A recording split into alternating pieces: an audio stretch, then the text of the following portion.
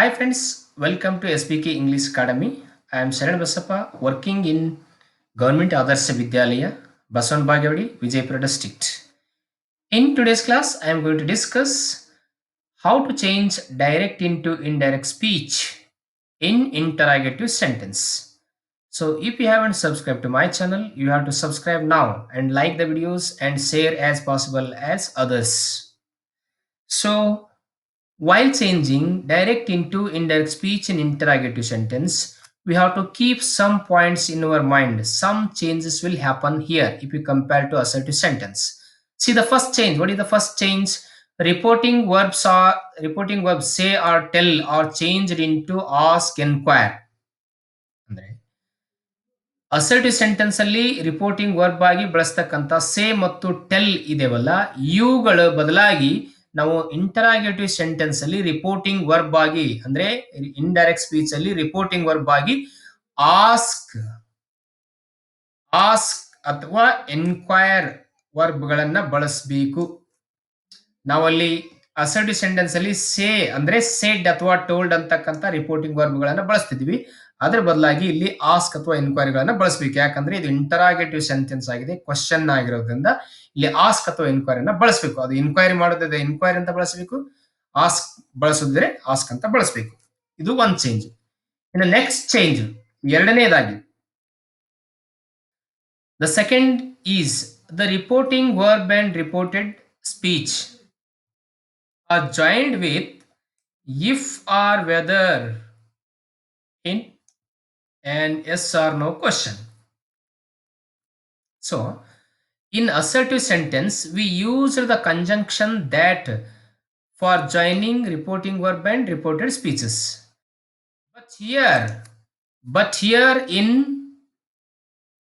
interrogative sentence, if the reported speech is in yes or no question, so we have to use if or whether as conjunctions for joining reporting verb and reported speech.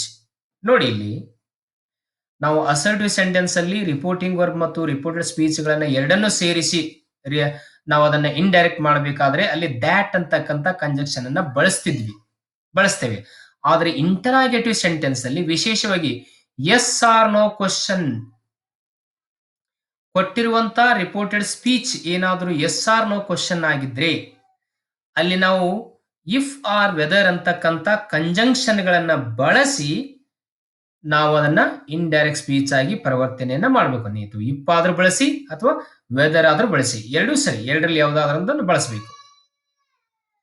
ಇದು ಎರಡನೇ point. ಇನ್ನು ಮೂರನೇ point ಏನು ಅಂತಂದ್ರೆ an interrogative sentence is changed into an assertive.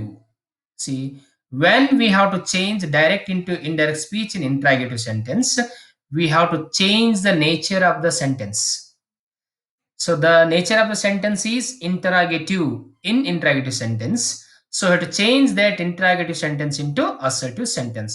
This is the third change. ಅಂದ್ರೆ ಇಲ್ಲಿ interrogative sentence ಅಲ್ಲಿ ನಾವು ರಿಪೋರ್ಟೆಡ್ ಸ್ಪೀಚ್ ಮಾಡಬೇಕಾದಾಗ, ಡೈರೆಕ್ಟ್ ಇದ್ದದನ್ನ ರಿಪೋರ್ಟೆಡ್ ಸ್ಪೀಚ್ ಮಾಡಬೇಕಾದಾಗ ಇಂಟರಾಗೇಟಿವ್ ಸೆಂಟೆನ್ಸ್ ಅನ್ನ ನಾವು ಅಸರ್ಟಿವ್ ಸೆಂಟೆನ್ಸ್ ಆಗಿ ಚೇಂಜ್ ಮಾಡಬೇಕು. ಅದು ಒಂದು ಬಹಳ ಮುಖ್ಯವಾಗಿರತಕ್ಕಂಥದ್ದು. ಇನ್ನು ನೆಕ್ಸ್ಟ್ ಪಾಯಿಂಟ್, ನಾಲ್ಕನೇ ಪಾಯಿಂಟ್ ಏನನ್ನ ನೆನಪಿಡಬೇಕು ಅಂತಂದ್ರೆ ಇಲ್ಲಿ no conjunction is use with all questioning words or interrogative pronouns. See, if the reported speech is WH question, we do not use any conjunctions while joining reporting verb and reported speech, because all the questioning words or interrogative pronouns themselves act as conjunction here. ಅಂದ್ರೆ ಇಲ್ಲಿ direct ಇದ್ದದನ್ನ indirect ಮಾಡುವಂತ ಸಂದರ್ಭದಲ್ಲಿ reported speech ಏನಾದರೂ WH question ಆಗಿದ್ರೆ, ಈಗ what, where are you going, when are you coming, which is the great thing, like ಅಂದ್ರೆ ಈ questioning word ಇಂದ ಪ್ರಾರಂಭ ಆಗಿದ್ದ ಕ್ವಶನ್ಸ್ ಏನಾದ್ರೂ ಇದ್ರೆ ಅಲ್ಲಿ ಆ ಕ್ವಶನಿಂಗ್ ವರ್ಡ್ಗಳು ಇರ್ತಲ್ಲ interactive pronouns who, whom, whose, where, when, why ಇವೆಲ್ಲವುಗಳು ಕೂಡ ಏನಪ್ಪ ಅಂದ್ರೆ ನಾವು ಕಂಜಂಕ್ಷನ್ಗಳಾಗಿ ಬಳಸೋದ್ರಿಂದ ಅವೇ ಕಂಜಂಕ್ಷನ್ ಆಗಿ ಅಲ್ಲಿ ಉಪಯೋಗಿಸೋದ್ರಿಂದ ಅಲ್ಲಿ ರಿಪೋರ್ಟಿಂಗ್ ವರ್ಬ್ ಮತ್ತು ರಿಪೋರ್ಟೆಡ್ ಸ್ಪೀಚ್ ಗಳನ್ನ ಎರಡೂ ಸೇರಿಸುವ ಸಂದರ್ಭದಲ್ಲಿ ನಾವು ಯಾವುದೇ ಕಂಜಂಕ್ಷನ್ ಅನ್ನ ಬಳಸಬಾರದು. ಅಲ್ಲಿ ಯಾವ ವಿಚ್ ಇದ್ರೆ ವಿಚ್ ಇಡಬೇಕು, ವೆನ್ ಇದ್ರೆ ವೆನ್ ಇಡಬೇಕು, ವಾಟ್ ಇದ್ರೆ ವಾಟ್ ಇಡಬೇಕು, ವೈ ಇದ್ರೆ ವೈ ಇಡಬೇಕು. ಯಾವ ಕ್ವಶನಿಂಗ್ ವರ್ಡ್ ಇರ್ತದಲ್ಲ ಕ್ವಶನ್ ದಲ್ಲಿ ಆ ಕ್ವಶನಿಂಗ್ ವರ್ಡ್ ಅದನ್ನ ಅದು ಯಾವ ಪ್ಲೇಸ್ ಅಲ್ಲಿ ಇರುತ್ತೆ ಅದೇ ಪ್ಲೇಸ್ ಅಲ್ಲಿ ಇಟ್ಟು ಆ ಇಂಟ್ರಾಗೇಟಿವ್ ಸೆಂಟೆನ್ಸ್ ಅನ್ನು ನಾವು ಅಸರ್ಟಿವ್ ಸೆಂಟೆನ್ಸ್ ಆಗಿ ಬದಲಾವಣೆ ಮಾಡಬೇಕು. ಇದು ನಾಲ್ಕನೇದು. ನೋಡಿ ಎಕ್ಸಾಂಪಲ್ಸ್ ಫಾರ್ ಪ್ರಾಕ್ಟೀಸ್. ನಾವು ಎಕ್ಸಾಂಪಲ್ಸ್ ಅನ್ನ ಪ್ರಾಕ್ಟೀಸ್ ಮಾಡೋಣ. ಒಂದು 4 ಎಕ್ಸಾಂಪಲ್ ಅನ್ನು ಪ್ರಾಕ್ಟೀಸ್ ಮಾಡಿದಾಗ ನಮ್ಗೆ ಗೊತ್ತಾಗ್ತದೆ. ನೋಡಿ, she said to me reporting verb, reported speech. ನೋಡಿ reported speech, are you going to bring water? This is the reported speech. So this is what is this reporting verb. ಇಲ್ಲಿ reporting verb ಏನಿದೆ? Said ಇದೆ. ಹಾಗಾದರೆ reported speech ಅನ್ನ interrogative sentence ಅಲ್ಲಿ change ಮಾಡ್ಬೇಕಂದ್ರೆ ಏನ್ ಮಾಡ್ಬೇಕು ನಾವು? ಆ ಸೆಡ್ ಅಥವಾ ಟೋಲ್ಡ್ ಅಂತಕ್ಕಂತ ರಿಪೋರ್ಟಿಂಗ್ ವರ್ಬ್ಗಳನ್ನ ಆಸ್ಕ್ ಅಥವಾ ಎನ್ಕ್ವೈರ್ ಅಂತ ಬಳಸಬೇಕು. ಅಲ್ಲಿ ಎನ್ಕ್ವೈರ್ ಇದ್ರೆ ಎನ್ಕ್ವೈರ್ ಬಳಸಬೇಕು, ಇಲ್ಲ ಅಂದ್ರೆ ಆಸ್ಕ್ ಅಂತ ಬಳಸಬೇಕು. ನೋಡಿ ಇಲ್ಲಿ ನೋಡಿ, ಸಿ ಸೆಡ್ ಟು ಮೀ ಅಂದ್ರೆ ಸಿ ಆಸ್ಕ್ಡ್ ಮೀ ಅಂದ್ರೆ ಇಲ್ಲಿ ಟು ಸೆಡ್ ಟು ಬಂದ್ರೆ ಇಲ್ಲಿ ಕೂಡ ಆಸ್ಕ್ ಅಂತ ತೆಗೆದುಕೊಳ್ಬೇಕು. ಇಲ್ಲಿ ಆಸ್ಕ್ಡ್ ಟು ಅಂತ ಹಚ್ಚಬಾರ್ದು. ನೋಡಿ ಇಲ್ಲಿ are you going to bring water. ಈ are you going to bring water ಅನ್ನೋದು ಇಲ್ಲಿ ಎಸ್ ಆರ್ ನೋ ಕ್ವಶನ್ ಇದೆ. ಅದಕ್ಕಾಗಿ ನಾವು ಏನ್ ಮಾಡಿದೇವೆ, ಈ ರಿಪೋರ್ಟಿಂಗ್ ವರ್ಬ್ ಮತ್ತು ರಿಪೋರ್ಟೆಡ್ ಸ್ಪೀಚ್ ಗಳನ್ನ ಜಾಯಿನ್ ಮಾಡಬೇಕಾದಾಗ ನಾನು ಹೇಳಿದೆಲ್ಲ ಇಫ್ ಅಂತಕ್ಕಂತ ಕಂಜಂಕ್ಷನ್ ಅನ್ನ ನಾವು ಇಲ್ಲಿ ಬಳಸಿದ್ದೇವೆ. ಇಲ್ಲಿ ಟೋಲ್ಡ್ ಮೀ ಇರೋದ್ರಿಂದ ಇಲ್ಲಿ ಯು ಅಂತಕ್ಕಂಥ ಪ್ರನೌನ್ ಏನಾಗುತ್ತೆ, ಆಯ್ ಆಗಿ ಚೇಂಜ್ ಆಗಿದೆ. ಮೀ ಅಂದ್ಮೇಲೆ ಆಯ್ ಬರ್ತದೆ. ಅದಕ್ಕಾಗಿ ಇಲ್ಲಿ ಒಂದು ವೇಳೆ ಇಲ್ಲಿ ರಿಪೋರ್ಟಿಂಗ್ ವರ್ಬ್ ಆದ ನಂತರ ಮೀ ಬಂದಿದ್ರೆ, ಪ್ರನೌನ್ ಬಂದಿದ್ರೆ ಮುಂದಿನದೇ ಇರ್ತದಲ್ಲ ಅಲ್ಲಿರ್ತಕ್ಕಂಥ ಪ್ರನೌನ್ ಆಯ್ ಬರುವಂತ ಸಾಧ್ಯತೆ ಬಹಳಷ್ಟು ಇರ್ತದೆ. ನೋಡಿ, she asked me if I was going to bring water. ನೋಡಿ, are you going to simple present continuous ಇದೆ, ಅದನ್ನು ನಾವು ಪಾಸ್ಟ್ ಕಂಟಿನ್ಯೂಸ್ ಆಗಿ ಮಾಡಿದೆ. ಇದು ಇಂಟರಾಗೇಟಿವ್ ಸೆಂಟೆನ್ಸ್ ಇದೆ ರಿಪೋರ್ಟೆಡ್ ಸ್ಪೀಚು. ಇಲ್ಲಿ ರಿಪೋರ್ಟೆಡ್ ಸ್ಪೀಚ್ ಮಾಡಿದ ತಕ್ಷಣ ನೋಡಿ ಏನ್ ಮಾಡಿದೀವಿ ನಾವು, ಅದನ್ನ ಅಸರ್ಟಿವ್ ಸೆಂಟೆನ್ಸ್ ಆಗಿ ಚೇಂಜ್ ಮಾಡ್ಬೇಕಂತ ಹೇಳಿದೇವಲ್ಲ. ನೋಡಿ ಅಸರ್ಟಿವ್ ಸೆಂಟೆನ್ಸ್ ಪ್ಯಾಟರ್ನ್ ಏನಿದೆ, ಸಬ್ಜೆಕ್ಟ್ ಇದೆ, ಇಲ್ಲಿ ವರ್ಬ್ ಇದೆ, ಆಕ್ಸಿಲರಿ ಇದೆ, ಹೆಲ್ಪಿಂಗ್ ವರ್ಬ್ ಇದೆ, ಮತ್ತೆ ವರ್ಬ್ ಇದೆ. ಈ ರೀತಿಯಾಗಿ ನಾವು ಇದನ್ನ ಚೇಂಜ್ ಮಾಡಬೇಕು. ನೆಕ್ಸ್ಟ್ ಸೆಂಟೆನ್ಸ್ ನೋಡಿ, ಇಲ್ಲೊಂದಿದೆ direct speech. Kavya said to her mother. ಇದು ರಿಪೋರ್ಟಿಂಗ್ ವರ್ಬ್. ಇಲ್ಲಿ will you come to college tomorrow ಅಂತ ಒಂದು ಸೆಂಟೆನ್ಸ್ ಇದೆ. ಇದು ಕೂಡ ಎಸ್ ಆರ್ ನೋ ಕ್ವಶನ್ ಇದೆ. ನೋಡಿ yes or no question mainly begin with auxiliaries or helping verbs. ನೋಡಿ ಇಲ್ಲಿ ಹೇಗಿದ್ದೇವೆ, Kavya said to her mother ಅನ್ನ ಕಾವ್ಯ ಆಸ್ಕ್ಡ್ ಹರ್ ಮದರ್ ಅಂತ ಮಾಡಿದ್ದೇವೆ. ಇಲ್ಲಿ ರಿಪೋರ್ಟಿಂಗ್ ವರ್ಬ್ ಮತ್ತು ರಿಪೋರ್ಟೆಡ್ ಸ್ಪೀಚ್ ಗಳನ್ನ ಸೇರಿಸಬೇಕಂದ್ರೆ ನಾವು ಇಲ್ಲಿ ವೆದರ್ ಅಂತಕ್ಕಂಥ ವೆದರ್ ಅಥವಾ ಇಫ್ ಅಂತಕ್ಕಂಥ ಕಂಜಂಕ್ಷನ್ ಅನ್ನ ಬಳಸಿದ್ದೇವೆ. ವೆದರ್ ಯೂಸ್ ಮಾಡೋದು ಅಥವಾ ಇಫ್ ಯೂಸ್ ಮಾಡೋದು ಎರಡು ಒಂದೇ. ಯಾಕೆ, ಈ ರಿಪೋರ್ಟೆಡ್ ಸ್ಪೀಚ್ ಇದೆಯಲ್ಲ ಇದು ಏನಿದೆ ಅಂತಂದ್ರೆ ಎಸ್ ಆರ್ ನೋ ಕ್ವಶನ್ ಇದೆ. ಎಸ್ ಆರ್ ನೋ ಕ್ವಶನ್ ಅಂತಂದ್ರೆ ಅದು ಆಕ್ಸಿಲರಿ ಹೆಲ್ಪಿಂಗ್ ವರ್ಬ್ ಇಂದ ಪ್ರಾರಂಭ ಆಗಿರ್ತದೆ. ಅದಕ್ಕೆ ಇಲ್ಲಿ ವೆದರ್ ಅನ್ನ ಬಳಸಿದ್ದೇವೆ.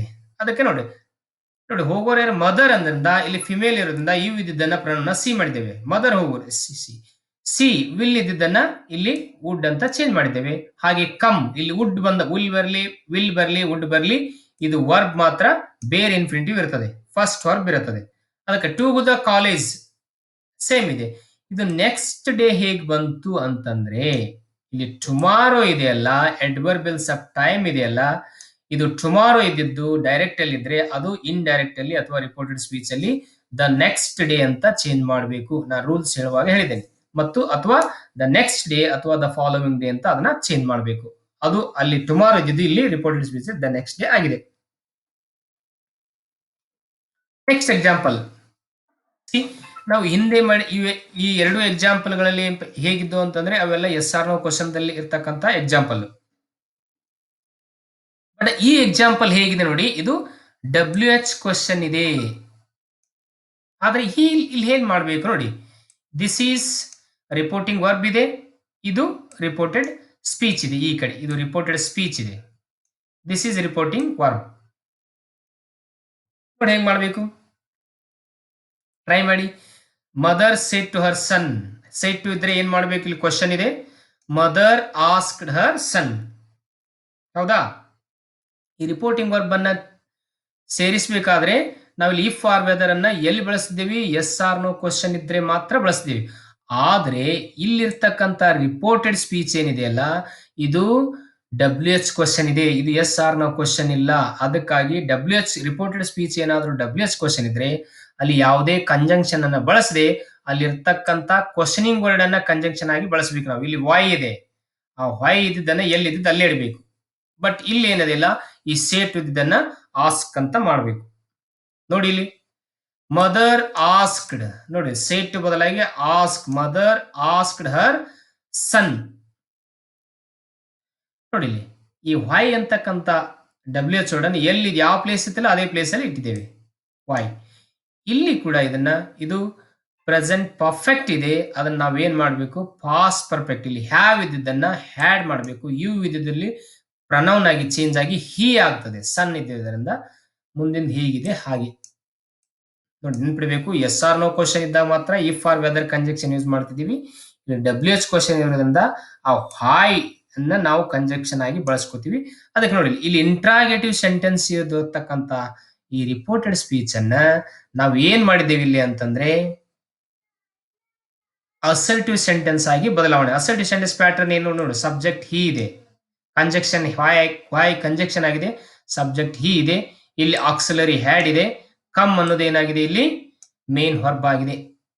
ಇದು ಇಷ್ಟೇಪ್ಪ ಅಂದ್ರೆ ಈ ಅಸರ್ಟಿವ್ ಸೆಂಟೆನ್ಸ್ ಪ್ಯಾಟರ್ನ್ ಈ ರೀತಿ ಮಾಡಬೇಕು. ಇನ್ನೊಂದು ಎಕ್ಸಾಂಪಲ್ ಅದೇ ತರ ನೋಡಿ, ಇಲ್ಲಿ ಇನ್ನೊಂದು ನಾವು ಡಬ್ಲ್ಯೂ ಎಚ್ ಕ್ವಶನ್ ಅನ್ನು ನೋಡ್ಬೇಕಂತಂದ್ರೆ ನೋಡಿ, the teacher said to Raju, ಇದು ರಿಪೋರ್ಟಿಂಗ್ ವರ್ಬ್, ಇದು ರಿಪೋರ್ಟೆಡ್ ಸ್ಪೀಚ್. ನೋಡಿ ಇಲ್ಲಿ ಏನ್ ಮಾಡಬೇಕು, the teacher asked Raju, the teacher asked Raju ಮಾಡಿ. ನೋಡಿ ದ ಟೀಚರ್ ಆಸ್ಕ್ಡ್ ರಾಜು, ಅಲ್ಲಿ ಸೇಡ್ ಟು ಬದಲಾಗಿ ನಾವು ಇಲ್ಲಿ ಆಸ್ಕ್ ಅಂತ ತೆಗೆದುಕೊಂಡಿದ್ದೇವೆ ರಿಪೋರ್ಟಿಂಗ್ ವರ್ಬ್ ಅನ್ನ.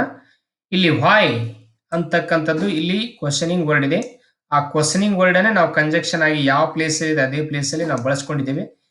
ಇಲ್ಲಿ ಮುಂದೆ ಇದು ಯಾವ್ದಿದೆ, ಸಿಂಪಲ್ ಪಾಸ್ಟ್ ಇದೆ, ಅದನ್ನ ನಾವು ಏನ್ ಮಾಡ್ಬೇಕು, ಈಗ ಪಾಸ್ಟ್ ಪರ್ಫೆಕ್ಟ್ ಆಗಿ ಚೇಂಜ್ ಮಾಡಬೇಕು. ನಾ ಹೇಳಿದ್ದೇನೆ ವಾಸ್ ಏನಾದರೂ ಡೈರೆಕ್ಟ್ ಅಲ್ಲಿ ಬಂದ್ರೆ ಅದನ್ನ ಹ್ಯಾಡ್ ಬೀನ್, ವಾಸ್ ಅಥವಾ ವರ್ ಡೈರೆಕ್ಟ್ ಅಲ್ಲಿ ಇದ್ರೆ ಅದನ್ನ ಹ್ಯಾಡ್ ಬೀನ್ ಮಾಡ್ಬೇಕಂತ ರೂಲ್ಸ್ ಅನ್ನು ಡಿಸ್ಕಸ್ ಮಾಡುವಾಗ ನಾನು ಹೇಳಿದ್ದೇನೆ. ಅದಕ್ಕಾಗಿ ಇಲ್ಲಿ ವಾಸ್ ಬಂದಿದೆ ಡೈರೆಕ್ಟ್ ಅಲ್ಲಿ, ಅದನ್ನ ನಾವಿಲ್ಲಿ ಹ್ಯಾಡ್ ಬೀನ್ ಆಗಿ ಚೇಂಜ್ ಮಾಡ್ಕೊಂಡಿದ್ದೇವೆ. ಇಲ್ಲಿ ಹಿ ಅಂತಕ್ಕಂಥ ಪ್ರಮಾಣ ಹಿ ಅನ್ನಾಗಿ ಇಲ್ಲಿ ಬಳಸ್ಕೊಂಡಿದ್ದೇವೆ. ನೋಡಿ ಅಬ್ಸೆಂಟ್, ಇದು ಅಬ್ಸೆಂಟ್ ಹೇಗಿದಾಗಿದೆ, ಆದ್ರೆ ಇಲ್ಲಿ ಏನಿದೆ ಎಸ್ಟರ್ಡೇ ಇದೆಯಲ್ಲ, ಡೈರೆಕ್ಟ್ ಅಲ್ಲಿ ಅಡ್ವರ್ಬಲ್ ಸಬ್ ಟೈಮ್ ಎಸ್ಟರ್ಡೇ ಬಂದಿದೆ, ಅದನ್ನ ನಾವು ದ ಪ್ರೀವಿಯಸ್ ಡೇ ಅಂತ ಚೇಂಜ್ ಮಾಡಿದ್ದೇವೆ. ಎಸ್ಟರ್ಡೇ ಇದ್ದಿದ್ದು ಡೈರೆಕ್ಟ್ ಅಲ್ಲಿ ಎಸ್ಟರ್ಡೇ ಇದ್ರೆ ಅದು ಇಂಡೈರೆಕ್ಟ್ ಅಲ್ಲಿ ಅಥವಾ ರಿಪೋರ್ಟೆಡ್ ಸ್ಪೀಚ್ ಅಲ್ಲಿ ದ ಪ್ರೀವಿಯಸ್ ಡೇ ಅಂತ ಆಗುತ್ತೆ. ಇಷ್ಟು ನಾನು ಹೇಳಿದ್ದೇನೆ ನಿಮಗೆ. ಈ ರೀತಿಯಾಗಿ ನಾವು ಕ್ವಶನಿಂಗ್ ಅಥವಾ ಇಂಟ್ರಾಗೇಟಿವ್ ಸೆಂಟೆನ್ಸ್ ಅನ್ನ ಕ್ವಶನಿಂಗ್ ಈ ಡಬ್ಲ್ಯೂ ಎಚ್ ಕ್ವಶನ್ಸ್ ಇದ್ದಾಗ ಕೂಡ ನಾವು ರಿಪೋರ್ಟೆಡ್ ಸ್ಪೀಚ್ ಅನ್ನ ಹೇಗೆ ಮಾಡ್ಬೇಕು ಅನ್ನೋದನ್ನ ನಾವೀಗ ತಿಳಿದುಕೊಂಡಿದ್ದೇವೆ.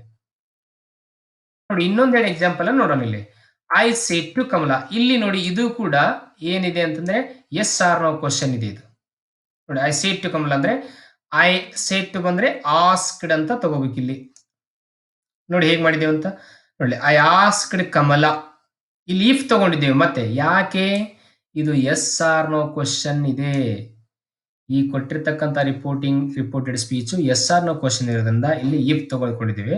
ಅದಕ್ಕಾಗಿ ಅದು ಅಸರ್ಟಿವ್, ಇದು ಸಾರಿ ಇಂಟರಾಗೇಟಿವ್ ಸೆಂಟೆನ್ಸ್ ಇರತಕ್ಕಂಥ ರಿಪೋರ್ಟೆಡ್ ಸ್ಪೀಚ್ ಅನ್ನ ನಾವು ಅಸರ್ಟಿವ್ ಸೆಂಟೆನ್ಸ್ ಆಗಿ ಚೇಂಜ್ ಮಾಡಿದ್ದೇವೆ. ಹೀಗೆ ಇನ್ನೊಂದು ಎಕ್ಸಾಂಪಲ್ ನೋಡಿ, Suresh said to Danu, she said to change into asked, ಇದು ಕೂಡ ಡಬ್ಲ್ಯೂ ಎಚ್ ಕ್ವಶನ್ ಇದೆ. ನೋಡಿ ಇಲ್ಲಿ ಹೇಗ್ ಮಾಡಿದ್ದೇವೆ, ಸುರೇಶ್ ಆಸ್ಕ್ಡ್, ನೋಡಿ ಸೇಡ್ ಟು ಬದಲಾಗಿ ಆಸ್ಕ್ಡ್ ದಾನು. ನೋಡಿ ವೇರ್ ಅಂತಕ್ಕಂಥ ಈ ಕ್ವಶನಿಂಗ್ ವರ್ಡ್ ಅನ್ನ ಎಲ್ಲಿರತ್ತೆ ಅಲ್ಲೇ ಇಟ್ಬಿಡಿ, ತೊಂದರೆ ಬೇಡ, ಅದು ಕಂಜಂಕ್ಷನ್ ಹಾಕುವಂತ ಸ್ಥಳದಲ್ಲಿ ಉಳಿದ್ಬಿಡುತ್ತೆ, ಕಂಜಂಕ್ಷನ್ ಆಗಿ ಬಳಕೆ ಆಗ್ತದೆ. ಇದು ಸಿಂಪಲ್ ಪಾಸ್ಟ್ ಟೆನ್ಸ್ ಇದೆ, ಅದನ್ನ ನಾವೇನ್ ಮಾಡಿದ್ದೇವೆ ಪಾಸ್ಟ್ ಪರ್ಫೆಕ್ಟ್ ಆಗಿ ಚೇಂಜ್ ಮಾಡಿದ್ದೇವೆ. ನೋಡಿ ಇಲ್ಲಿ ಹೇಳಿದೆ ನಿಮಗೆ ಡಿಡ್ ಬಂದಿದ್ರೆ ಅಲ್ಲಿ ಹ್ಯಾಡ್ ಆಗಿ ಬಳಸಬೇಕಂತ. ಅದೇ ಸಿಂಪಲ್ ಪಾಸ್ಟ್ ಇರೋದ್ರಿಂದ ಅದನ್ನು ಪಾಸ್ಟ್ ಪರ್ಫೆಕ್ಟ್ ಆಗಿ ಚೇಂಜ್ ಮಾಡಿದ್ದೇವೆ. ಈ ರೀತಿಯಾಗಿ ನಾವು ಡೈರೆಕ್ಟ್ ಸ್ಪೀಚನ್ನು ಇಂಡೈರೆಕ್ಟ್ ಆಗಿ ನಾವು ಕ್ವಶನಿಂಗ್ ಸೆಂಟೆನ್ಸ್ಗಳನ್ನು ಅಥವಾ ಇಂಟ್ರಾಗೇಟಿವ್ ಸೆಂಟೆನ್ಸ್ ಅನ್ನು ನಾವು ಬದಲಾವಣೆಯನ್ನು ಮಾಡಬಹುದು. ಇಷ್ಟು ತಮಗೆ ಗೊತ್ತಾದರೆ ನೀವು ಈಸಿಯಾಗಿ ಪರೀಕ್ಷೆಯಲ್ಲಿ ಈ ಕ್ವಶನಿಂಗ್ ಸೆಂಟೆನ್ಸ್ಗಳನ್ನು ರಿಪೋರ್ಟೆಡ್ ಸ್ಪೀಚ್ಗಳನ್ನು ಈಸಿಯಾಗಿ ಚೇಂಜ್ ಅನ್ನು ಮಾಡಬಹುದು. ಓಕೆ, ಮತ್ತೆ ಮುಂದಿನ ತರಗತಿಯಲ್ಲಿ ನಾವು ಮತ್ತೆ ಇಂಪೇರೇಟಿವ್ ಸೆಂಟೆನ್ಸ್ ಇದ್ದಾಗ ಡೈರೆಕ್ಟ್ ಇಂಡೈರೆಕ್ಟ್ ಅನ್ನ ಹೇಗೆ ಚೇಂಜ್ ಮಾಡಬೇಕು ಮತ್ತು ಎಕ್ಸ್ಕ್ಲಾಮೇಟರಿ ಇದ್ದಾಗ ಡೈರೆಕ್ಟ್ ಇದ್ದದನ್ನ ರಿಪೋರ್ಟೆಡ್ ಸ್ಪೀಚ್ ಹೇಗೆ ಮಾಡಬೇಕು ಅನ್ನೋದು ಮುಂದಿನ ವಿಡಿಯೋದಲ್ಲಿ ಕಲಿಯೋಣ. ಅಲ್ಲಿವರೆಗೂ ನೋಡ್ತಾ ಇರಿ, ಚಾನಲ್ಗೆ ಸಬ್ಸ್ಕ್ರೈಬ್ ಆಗಿ. Okay, thank you for watching this video.